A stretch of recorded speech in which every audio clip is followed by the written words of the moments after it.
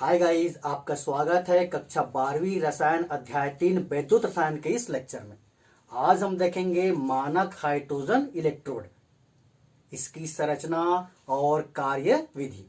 तो इससे पहले के लेक्चर में हम पढ़े हैं मानक इलेक्ट्रोड विभव, और मानक इलेक्ट्रोड विभव को आपको अच्छे से समझना है क्योंकि इसके आगे हम पढ़ेंगे आज मानक हाइड्रोजन इलेक्ट्रोड, और उसके अगले लेक्चर में हम पढ़ेंगे विद्युत रासायनिक श्रेणी। यानी कि आगे की सारी स्टोरी किस पे डिपेंड करती है? मानक इलेक्ट्रोड विभव पे। तो चलिए एक बार फिर से हम रिवाइज कर लेते हैं कि मानक इलेक्ट्रोड विभव होता क्या है।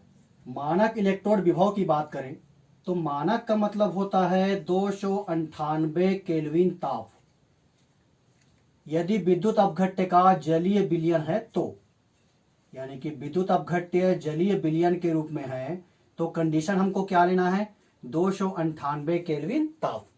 लेकिन अगर विद्युत अपघट्य जो है गैसीय अवस्था में है, गैसीय अवस्था में, तब हम लेते हैं एक वायुमंडलीय दाब। एक वायुमंडलीय दाब यानी कि मानक का मतलब क्या हो गया? 298 केल्विन ताप या एक वायुमंडलीय दाब। और इलेक्ट्रोड किसे कहते हैं यह भी हम पहले पढ़ चुके हैं।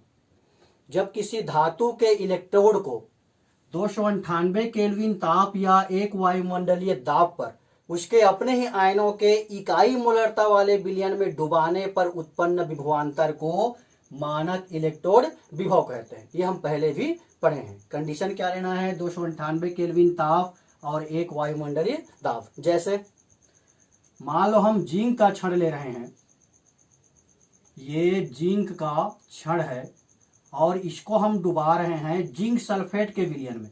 क्योंकि जिंक का क्षण है तो यहां पर हम जिंक आयन युक्त विलयन ले रहे हैं, यानी कि जिंक सल्फेट विलयन। और इसकी जो मोलरता होना है वो है इकाई मोलरता। इकाई मोलरता का मतलब क्या होता है? 1 मोल प्रति लीटर सांद्रता वाला विलयन। 1 मोल प्रति लीटर सांद्रता वाला विलयन। और इस विलयन का तापमान कितना होना है? तो ये होना है 298 केल्विन ताप। मतलब ऐसा कह सकते हैं कि अगर हम जिंक के क्षण को 298 केल्विन ताप पर इकाई मोलरता वाले जिंक सल्फेट विलयन में डुबाते हैं, तब इसमें जो विभवांतर उत्पन्न होता है उसको हम कहेंगे जिंक का मानक इलेक्ट्रोड विभव। अब ये जो इलेक्ट्रोड विभव है वो 2 प्रकार का होता है। एक ऑक्सीकरण विभव होता है और एक अपचयन विभव होता है। पहले तो ये समझ लो, मान लो हमारे पास केवल जिंक का क्षण है और जिंक सल्फेट का विलयन भी है, तब इसका हम मानक इलेक्ट्रोड विभव ज्ञात कर सकते हैं क्या? नहीं कर सकते, क्योंकि यहां पर या तो ऑक्सीकरण होगा या अपचयन होगा। और रिडॉक्स अभिक्रिया कब संपन्न होती है? जब ऑक्सीकरण भी हो और अपचयन भी हो। मतलब अगर एक इलेक्ट्रोड जो है इलेक्ट्रॉन दे रहा है तो दूसरा इलेक्ट्रोड ऐसा होना चाहिए जो इलेक्ट्रॉन को ग्रहण करे। तो यहां से यह निष्कर्ष निकलता है कि हम किसी एकल इलेक्ट्रोड का विभव ज्ञात नहीं कर सकते। इसको ध्यान रखना। कोई भी एकल इलेक्ट्रोड है उसका विभव हम ज्ञात नहीं कर सकते। एकल इलेक्ट्रोड का विभव ज्ञात नहीं किया जा सकता। ज्ञात नहीं किया जा सकता। क्यों ज्ञात नहीं कर सकते? क्योंकि विभव मतलब विभवांतर है, और विभवांतर मतलब विभव में अंतर। अभी केवल विभव उत्पन्न होगा, विभवांतर उत्पन्न नहीं होगा। तो किसी एकल इलेक्ट्रोड का हम विभव ज्ञात नहीं कर सकते, तो उसके लिए क्या करना पड़ेगा? यहां पर हम मान लो दूसरा ले लेते हैं। ये दूसरा इलेक्ट्रोड ले लिए, कॉपर का ही इलेक्ट्रोड ले लिए। जैसे हम पढ़े हैं डेनियल सेल में, ये कॉपर का क्षण है और इसको हम डुबा दिए किसमें? कॉपर सल्फेट के विलयन में। ये हो गया कॉपर सल्फेट का विलयन, इकाई मोलरता वाला विलयन। और तापमान ले लिए 298 केल्विन ताप पर। मतलब अगर हमको जिंक का मानक इलेक्ट्रोड विभव ज्ञात करना है तो उसके साथ कोई दूसरा इलेक्ट्रोड हमको लेना पड़ेगा ही।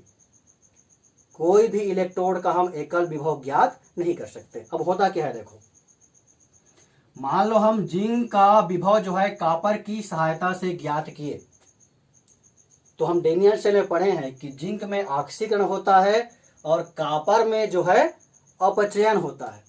तो जिंक का जो ऑक्सीकरण विभव है, देखो यहां हम क्या लिखेंगे, मानक ऑक्सीकरण विभव। मतलब ये जो इलेक्ट्रोड विभव है ये दो प्रकार का होता है, एक तो मानक ऑक्सीकरण विभव होता है और दूसरा होता है मानक अपचयन विभव। मानक अपचयन विभव कैसे प्रदर्शित करते हैं, तो मानक ऑक्सीकरण विभव को हम प्रदर्शित करते हैं E0OX से, और मानक अपचयन विभव को हम प्रदर्शित करते हैं E0RED रिडक्शन, और OX मतलब ऑक्सीडेशन। अगर हम जिंक का ऑक्सीकरण विभव निकाले किसकी सहायता से, कॉपर की सहायता से, तब मान लो इसका मान आ गया E0ZnS से Zn2+ आयन। क्रिया किस प्रकार से होती है, जिंक जो है इलेक्ट्रॉन त्याग करके जिंक आयन बनाता है, इसलिए हम लिखे हैं Zn सॉलिड से क्या बन रहा है, जिंक आयन बन रहा है। तब इसका मान लीजिए आता है 0.79 वोल्ट। किसकी सहायता से भी ज्ञात किए, कॉपर की सहायता से ज्ञात किए। मान लो कॉपर के जगह में हम कोई दूसरा रख लिए, यहाँ पर ये कॉपर क्षण के जगह में मान लो हम आयरन रख लिए, तो यहाँ क्या लोगे आप, आयरन सल्फेट का विलयन लोगे। कॉपर की सहायता से ज्ञात किए तो 0.79 वोल्ट आया था। मान लो हम आयरन की सहायता से ज्ञात कर रहे हैं, तब इसका मान आ जा रहा है E0 जिंक Zn2+ आयन, इसका मान लो 0.74 आ गया। तो ये जो जिंक का ऑक्सीकरण विभव आया है ये शुद्ध मान नहीं है, ये मानक इलेक्ट्रोड विभव तो है लेकिन परम इलेक्ट्रोड विभव नहीं है। शब्दों को ध्यान दो, परम इलेक्ट्रोड विभव, एक नया शब्द आ रहा है, परम इलेक्ट्रोड विभव।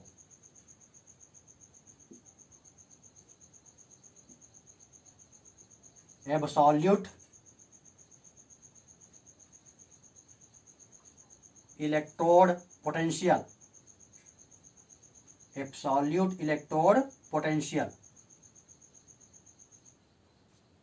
ये एब्सोल्यूट है और यहां पर हम स्टैंडर्ड की बात कर रहे हैं। तो परम इलेक्ट्रोड विभव मतलब सिंपल समझने के लिए आप ये मान सकते हो शुद्ध इलेक्ट्रोड विभव। जब हम जिंक का मानक इलेक्ट्रोड विभव ज्ञात किए कॉपर की सहायता से और आयरन की सहायता से, तो उसका मान अलग अलग आया। ये समझ में आ रहा है, इसका मतलब क्या हुआ ये समझो। यहां पर कॉपर लिए तो कॉपर जो है जिंक के विभव को प्रभावित कर दिया, आयरन लिए तो आयरन जो है जिंक के विभव को प्रभावित कर दिया। मतलब जब हम किसी इलेक्ट्रोड का विभव किसी दूसरे इलेक्ट्रोड की सहायता से ज्ञात करते हैं तो वो दूसरा इलेक्ट्रोड जो है उसके विभव को प्रभावित कर देता है, या तो कम कर देता है या फिर ज्यादा कर देता है। तो जो इलेक्ट्रोड विभव प्राप्त होगा वो शुद्ध नहीं होगा, वो परम मान नहीं होगा। तो अगर हमको किसी इलेक्ट्रोड का शुद्ध मानक इलेक्ट्रोड विभव ज्ञात करना है, परम इलेक्ट्रोड विभव ज्ञात करना है, तब क्या करना पड़ेगा, समस्या हुई ना। जिंक हम कॉपर या आयरन या किसी भी इलेक्ट्रोड की सहायता से ज्ञात कर रहे हैं तो शुद्ध इलेक्ट्रोड विभव प्राप्त नहीं हो रहा है, लेकिन हमको जो है जिंक का शुद्ध मानक इलेक्ट्रोड विभव यानी कि परम इलेक्ट्रोड विभव ज्ञात करना है। तो किसकी सहायता से करेंगे, तो ये हम ज्ञात करते हैं मानक हाइड्रोजन इलेक्ट्रोड की सहायता से। अब मानक हाइड्रोजन इलेक्ट्रोड की सहायता से अगर हम जिंक का ज्ञात करेंगे, मान लो यहां पर हम ये आयरन के जगह में क्या ले लिए, मानक हाइड्रोजन इलेक्ट्रोड लगा दिए। यहाँ पर हम लगा दिए मानक हाइड्रोजन इलेक्ट्रोड। अभी पढ़ेंगे संरचना किस प्रकार से होती है। यहाँ पर हम लगा दिए मानक हाइड्रोजन इलेक्ट्रोड। अब मानक हाइड्रोजन इलेक्ट्रोड की सहायता से हम जिंक का अगर इलेक्ट्रोड विभव ज्ञात करते हैं तो शुद्ध होता है, वो होता है परम इलेक्ट्रोड विभव। यानी कि ये हो गया कि मानक हाइड्रोजन इलेक्ट्रोड की सहायता से हम किसी भी इलेक्ट्रोड का शुद्ध मानक इलेक्ट्रोड विभव या परम इलेक्ट्रोड विभव ज्ञात कर सकते हैं। अब मानक हाइड्रोजन इलेक्ट्रोड की सहायता से हम विभव ज्ञात करते हैं तो शुद्ध मान हमको क्यों प्राप्त होता है, इसको समझो। क्योंकि मानक हाइड्रोजन इलेक्ट्रोड के विभव को शून्य माना गया है, इसके विभव को शून्य माना गया है। आयरन का, कॉपर का या फिर किसी और इलेक्ट्रोड का विभव शून्य नहीं होता, इसीलिए वो दूसरे इलेक्ट्रोड के विभव को प्रभावित कर देता है। लेकिन मानक हाइड्रोजन इलेक्ट्रोड के विभव को शून्य माना गया है, तो इसकी सहायता से आप किसी भी इलेक्ट्रोड का विभव ज्ञात करोगे तो विभव जो है शुद्ध मान होगा। मानक हाइड्रोजन इलेक्ट्रोड की दूसरी खासियत यह है कि इसको हम एनोड के रूप में भी उपयोग कर सकते हैं और कैथोड के रूप में भी उपयोग कर सकते हैं। कैसे? अगर हमको जिंक का मानक इलेक्ट्रोड विभव ज्ञात करना है तो जिंक यहाँ पर एनोड के रूप में काम करता है, जानते हो। अब ये जो मानक हाइड्रोजन इलेक्ट्रोड है ये कैथोड के रूप में कार्य करेगा यहाँ पर। लेकिन अगर हमको कॉपर का निकालना होता, कॉपर का, मान लो हमको कॉपर का मानक इलेक्ट्रोड विभव निकालना है, तो हम ये जो मानक हाइड्रोजन इलेक्ट्रोड है उसको हम राइट साइड में रखेंगे, यहाँ पर रखेंगे मानक हाइड्रोजन इलेक्ट्रोड को।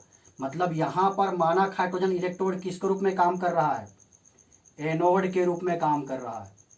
यानी कि मानक हाइड्रोजन इलेक्ट्रोड का उपयोग हम कैथोड के रूप में भी कर सकते हैं और एनोड के रूप में भी कर सकते हैं, और इसकी सहायता से हम किसी भी इलेक्ट्रोड का परम इलेक्ट्रोड विभव यानी कि शुद्ध इलेक्ट्रोड विभव ज्ञात कर सकते हैं। शुद्ध क्यों ज्ञात कर सकते हैं? क्योंकि इसके विभव को शून्य माना गया है। तो ये हो गया परम हाइड्रोजन इलेक्ट्रोड, ऐसा इलेक्ट्रोड जिसके विभव को शून्य माना गया है और इसकी सहायता से किसी भी इलेक्ट्रोड का परम इलेक्ट्रोड विभव ज्ञात किया जा सकता है। इसका उपयोग कैथोड के रूप में भी किया जा सकता है और एनोड के रूप में भी किया जा सकता है। इसके बाद हम देखेंगे कि मानक हाइड्रोजन इलेक्ट्रोड की संरचना क्या होती है। तो मानक हाइड्रोजन इलेक्ट्रोड के बारे में आपको लिखना है, तो सबसे पहले क्या लिखना है? देखो, मानक हाइड्रोजन इलेक्ट्रोड के विभव को शून्य माना गया है, अतः इसकी सहायता से किसी भी इलेक्ट्रोड का शुद्ध या परम इलेक्ट्रोड विभव ज्ञात किया जा सकता है। यह एनोड और कैथोड दोनों की भांति कार्य करता है। मानक हाइड्रोजन इलेक्ट्रोड जिसको हम स्टैंडर्ड हाइड्रोजन इलेक्ट्रोड भी कहते हैं, और इसका शॉर्ट फॉर्म क्या होगा? स्टैंडर्ड से एस, हाइड्रोजन से एच और इलेक्ट्रोड से ई। यानी कि मानक हाइड्रोजन इलेक्ट्रोड को ही हम क्या कहते हैं? SHE या से भी कहते हैं। तो ध्यान रखना, एग्जाम में ऐसा भी पूछ सकता है SHE क्या है या से क्या है। मानक हाइड्रोजन इलेक्ट्रोड को ही हम नॉर्मल हाइड्रोजन इलेक्ट्रोड कहते हैं। तो शॉर्ट फॉर्म में क्या हो जाएगा? NHE। तो इसको भी आपको याद रखना है। मानक हाइड्रोजन इलेक्ट्रोड को ही हम SHE यानी कि से और NHE भी कहते हैं। अगर हम इसकी संरचना की बात करें, देखो, तो ये मानक का मतलब तो हम पहले से ही पढ़े हैं। मानक का मतलब हमको क्या लेना है? 298 केल्विन ताप, और हमको लेना है एक वायुमंडलीय दाब। 298 केल्विन ताप और एक वायुमंडलीय दाब, ये कहां से मिल गया? मानक शब्द से मिल गया। अब हाइड्रोजन इलेक्ट्रोड, हाइड्रोजन का इलेक्ट्रोड बनाना है। इलेक्ट्रोड किसे कहते हैं? जब किसी धातु के क्षण को उसके अपने ही आयनों के विलयन में डुबा दिया जाता है तो उसको हम कहते हैं इलेक्ट्रोड। तो इसके लिए हमको क्या चाहिए? हाइड्रोजन का क्षण चाहिए।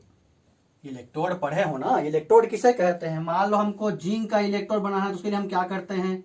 ये जो जिंक का क्षण है इसको हम डुबाते हैं किसमें? उसके अपने ही आयनों के विद्युत अपघट्य के विलयन में, यानी कि जिंक सल्फेट के विलयन में, इकाई मोलरता वाला। तो ये जो जिंक का क्षण है ये क्या कहलाता है? जिंक इलेक्ट्रोड कहलाता है। यानी कि इलेक्ट्रोड बनाने के लिए हम क्या करते हैं? किसी क्षण को उसके अपने ही आयनों के विद्युत अपघट्य विलयन में डुबाते हैं। तो अगर हमको हाइड्रोजन इलेक्ट्रोड बनाना है तो हमको क्या चाहिए? हमको चाहिए हाइड्रोजन का क्षण, पहली बात। तो दूसरा, ऐसा विलयन चाहिए जिसमें उसके अपने ही आयन हो, मतलब H+ आयन हो। तो पहली बात तो ये समझो कि आप हाइड्रोजन का क्षण बना सकते हो क्या? हाइड्रोजन गैस है और हम किसी गैस का क्षण नहीं बना सकते। तो फिर से समस्या आ गई। देखो, हाइड्रोजन इलेक्ट्रोड बनाने के लिए हमको हाइड्रोजन का क्षण चाहिए। हाइड्रोजन गैस है तो हम उसका क्षण तो बना ही नहीं सकते। तो उसके लिए हम क्या लेते हैं, तो उसके लिए हम लेते हैं प्लेटिनम। मतलब रटना नहीं है, समझना है, इसलिए बार बार मैं कहता हूं बिल्कुल रटना नहीं है, समझना है स्टेप बाय स्टेप।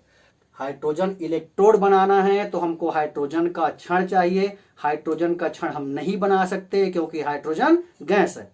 तो हम किसका उपयोग करते हैं, तो प्लेटिनम का उपयोग करते हैं।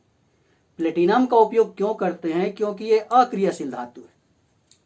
प्लेटिनम का उपयोग इसलिए हम करते हैं क्योंकि ये अक्रियाशील धातु है। तो प्लेटिनम की सहायता से हम हाइड्रोजन इलेक्ट्रोड कैसे बनाते हैं, देखो इसमें हम लेते हैं प्लेटिनम का एक आयताकार प्लेट। ये हो गया प्लेटिनम का प्लेट या आयताकार प्लेट। इसके ऊपर में ब्लैक प्लेटिनम की कोटिंग लगी होती है। इस पे लगा होता है ब्लैक प्लेटिनम की कोटिंग। ब्लैक प्लेटिनम की कोटिंग लगी होती है, परत लगी होती है। और ये जो है प्लेटिनम के तार से जुड़ा रहता है। ये तार किसका है, तो ये प्लेटिनम का तार है, प्लेटिनम का तार। हाइड्रोजन इलेक्ट्रोड बनाने के लिए किसका उपयोग करते हैं, प्लेटिनम का। प्लेटिनम का एक आयताकार प्लेट होता है जिस पर ब्लैक प्लेटिनम की पतली परत लगी होती है या कोटिंग लगी होती है। ये जो प्लेट है वो प्लेटिनम की तार से जुड़ा रहता है, ये तार से जुड़ा हुआ है।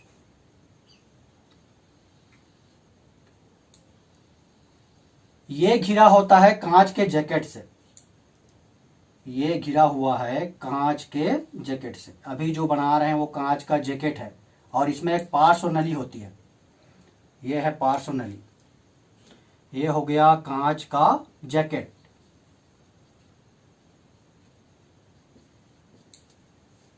इसको हम डुबा देते हैं। किसमें डुबाएंगे, जिसमें हाइड्रोजन आयन हो। मतलब इसको हम डुबाते हैं इकाई मोलरता वाला HCl विलयन में। HCl विलयन क्यों ले रहे हैं, क्योंकि HCl विलयन लेंगे तब वहां पर बनेगा हाइड्रोजन आयन। तो इसको हम डुबा दिए इकाई मोलरता वाला HCl विलयन में। ये हो गया HCl विलयन। ये जो पार्श्व नली बनी हुई है, यहां से हम एक वायुमंडलीय दाब पर हाइड्रोजन गैस प्रवाहित करते हैं। एक वायुमंडलीय दाब पर शुद्ध हाइड्रोजन गैस प्रवाहित करते हैं। देखो मानक मतलब एक वायुमंडलीय दाब पर इस पार्श्व नली से हम क्या प्रवाहित कर रहे हैं, हाइड्रोजन गैस प्रवाहित कर रहे हैं। अब ये कार्य करने लगेगा मानक हाइड्रोजन इलेक्ट्रोड की तरह। अच्छा, इस विलयन का तापमान कितना होना चाहिए, 298 केल्विन ताप होना चाहिए। 298 केल्विन ताप। ये हो गया मानक हाइड्रोजन इलेक्ट्रोड की संरचना।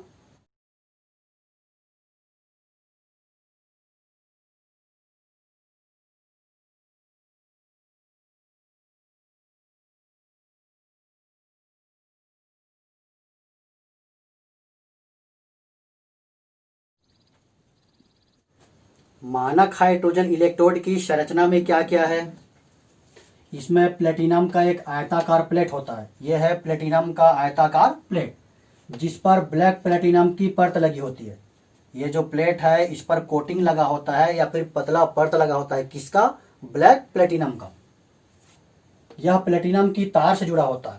यह है प्लेटिनम का तार तथा कांच की जैकेट से घिरा होता है। इसको घेर दिया जाता है कांच के जैकेट से जिसमें पार्श्व नली लगी होती है। यह 298 केल्विन ताप पर इकाई मोलरता वाले HCl विलयन में डूबा रहता है। ये जो पूरा उपकरण है इसको हम किस में डुबाते हैं, 298 केल्विन ताप पर इकाई मोलरता वाले HCl विलयन में। इसमें एक वायुमंडलीय दाब पर शुद्ध हाइड्रोजन गैस प्रवाहित करने पर, यहां से जब हम एक वायुमंडलीय दाब पर हाइड्रोजन गैस प्रवाहित करते हैं तो ये जो हाइड्रोजन गैस है वो इस प्लेट में अधिशोषित हो जाता है। शब्दों को ध्यान दो, हाइड्रोजन गैस इस प्लेट में अधिशोषित हो जाता है। इसमें एक वायुमंडलीय दाब पर शुद्ध हाइड्रोजन गैस प्रवाहित करने पर प्लेट पर हाइड्रोजन गैस अधिशोषित हो जाता है। अधिशोषित,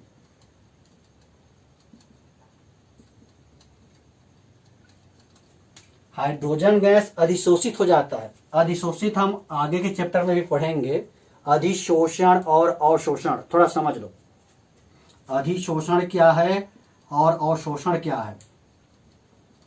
अधिशोषण और अवशोषण दोनों में अंतर होता है। मान लो ये पेन है, ये प्लास्टिक का है, इसको अगर हम पानी में डुबाएंगे तो पानी जो है इसके अंदर जाएगा क्या? नहीं जाएगा, पानी केवल इसके पृष्ठ पर रहेगा। मतलब हम ये कहेंगे कि पानी का यहां पर अधिशोषण हो रहा है। अधि मतलब पृष्ठ होता है, तो अधिशोषण का मतलब हो जाता है पृष्ठ पर होने वाली घटना। इसको अगर ऐसे हिला देंगे तो पानी जो है बाहर निकल जाएगा, यानी कि अधिशोषण जो है अस्थायी घटना होता है। इसको हम पानी में डुबाए तो पानी इसके पृष्ठ पर चिपक गया, जुड़ गया, तो अधिशोषण है वो, और ये अस्थायी होता है। लेकिन इसके जगह अगर हम चाक लेंगे, चाक को पानी में डुबाएंगे तो पानी जो है सिर्फ चाक के पृष्ठ पर नहीं रहेगा, पानी जो है चाक के अंदर भी चला जाएगा। तो जो घटना अंदर तक होती है तो उसको हम कहते हैं अवशोषण। तो यहां पर हाइड्रोजन गैस का अवशोषण नहीं हो रहा है, केवल अधिशोषण हो रहा है। जब हम हाइड्रोजन गैस प्रवाहित करते हैं तो इस प्लेट पर हाइड्रोजन गैस का अधिशोषण होता है, और अधिशोषण होता है तो ये जो हाइड्रोजन गैस है और HCl से हमको मिला है हाइड्रोजन आयन, तो हाइड्रोजन गैस और हाइड्रोजन आयन के बीच में साम्य अवस्था स्थापित हो जाती है, जिससे हाइड्रोजन गैस तथा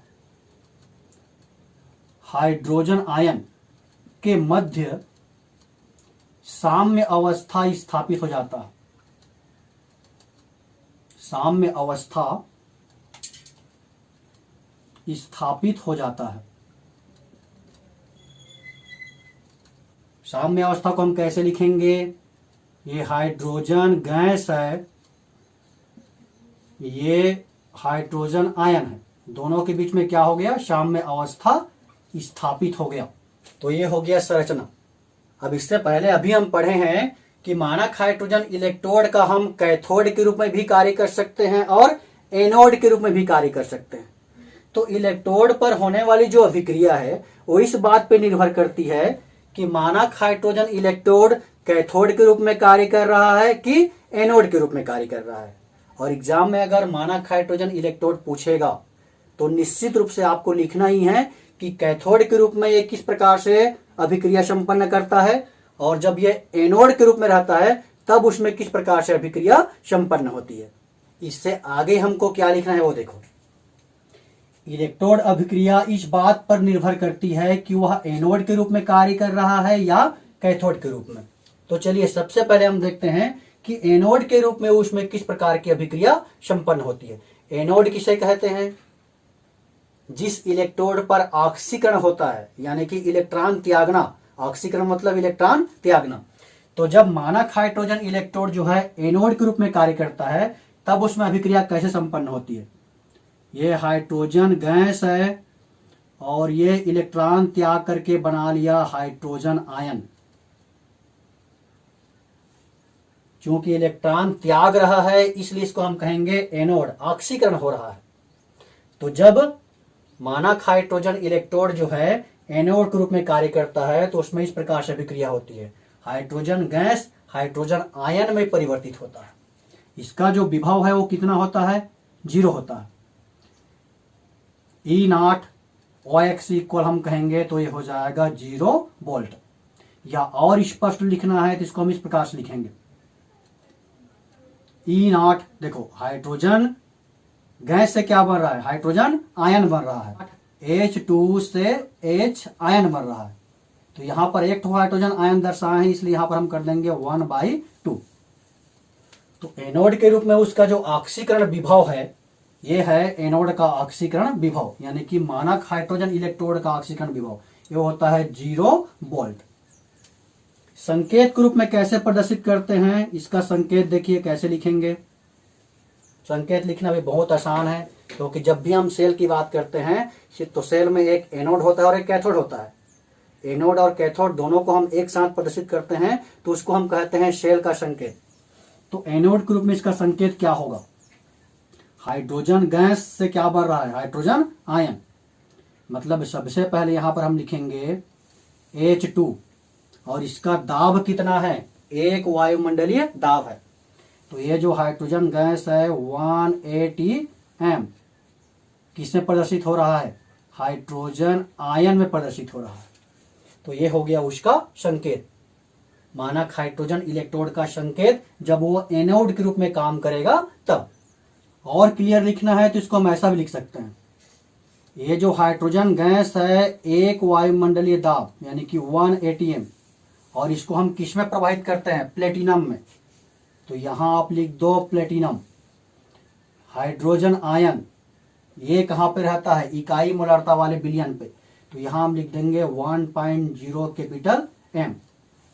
ये हो गया एनोड के रूप में मानक हाइड्रोजन इलेक्ट्रोड का संकेत। अब हम देखते हैं कि कैथोड के रूप में कैसे कार्य करता है। तो कैथोड किसे कहते हैं, जिस इलेक्ट्रोड पर अपचयन होता है यानी कि इलेक्ट्रॉन ग्रहण करने की प्रक्रिया होती है, उसको हम कहते हैं कैथोड। तो कैथोड के रूप में जब मानक हाइड्रोजन इलेक्ट्रोड कार्य करता है तो इसकी क्रिया विधि होती है, ये जो हाइड्रोजन आयन है ये इलेक्ट्रॉन ग्रहण करके ये बनाता है हाइड्रोजन गैस। ये हो गया अभिक्रिया कैथोड के रूप में। ये एनोड के रूप में था और ये कैथोड के रूप में था। अगर यहां पर हमको विभव को प्रदर्शित करना है, E0 रिडक्शन लिखेंगे, यानी कि मानक अपचयन विभव कितना होता है, ये होता है 0 वोल्ट। या इसी को हम और स्पष्ट करें तो इसको लिखेंगे हम E0। यहां से क्या बन रहा है, 2H प्लस आयन है, यहां से बन रहा है H2। देखो दोनों में अंतर है ना, इसको देख करके आप बता सकते हो यहां पर इलेक्ट्रॉन दिया जा रहा है, मतलब ये है ऑक्सीकरण विभव। यहां पर इलेक्ट्रॉन लिया जा रहा है, मतलब ये क्या है, अपचयन विभव है, मानक हाइड्रोजन इलेक्ट्रोड का अपचयन विभव। और इसका मान कितना होता है, तो 0 वोल्ट होता है। अगर हम संकेत की बात करें, संकेत यानी कि कैथोड के रूप में हम मानक हाइड्रोजन इलेक्ट्रोड को किस प्रकार से प्रदर्शित करते हैं। तो यहां पर जो हाइड्रोजन आयन है ये कहां पाया जाता है, तो इकाई मोलारता वाले बिलियन में पाया जाता है। इससे क्या बन रहा है, हाइड्रोजन गैस बन रहा है। और ये हाइड्रोजन गैस किसमें अधिशोषित होता है, तो प्लेटिनम के प्लेट पर। तो ये हो गया कैथोड के रूप में मानक हाइड्रोजन इलेक्ट्रोड का संकेत। ये भी अर्ध सेल का संकेत है और ये भी अर्ध सेल का संकेत है। तो आज हम देखें मानक हाइड्रोजन इलेक्ट्रोड, उसकी संरचना, एनोड और कैथोड के रूप में उसकी कार्यविधि, साथ ही साथ उसका संकेत भी। अगले लेक्चर में हम देखेंगे विद्युत रासायनिक श्रेणी किसे कहते हैं, उसकी विशेषता क्या है और उसके अनुप्रयोग।